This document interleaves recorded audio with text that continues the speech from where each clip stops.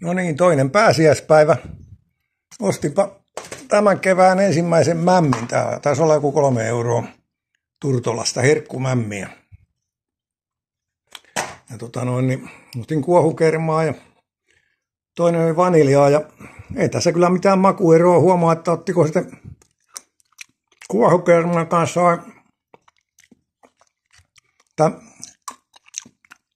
vaniljan kanssa. Että ihan yhtä hyvää, että en nyt ulkoa muista, mutta katsoo itse, mitä on Pirkka kuohukerma 2 desiä tai 2,5 desiä Flora vanilja.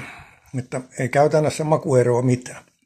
Eduskuntavaaliehdokas Seppo Lehto makutuomarina tarkistelee myös kuluttajana erilaisien vaihtoehtojen maittavuutta.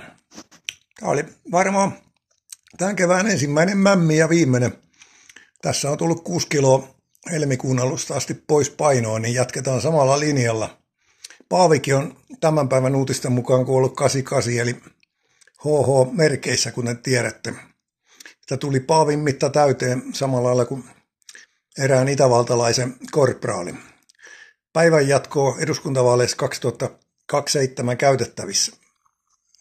Seppo Lehto eduskuntaa valkoisen kuohukerman ja valkoisen Flora vaniljan ja mämmin tukemana.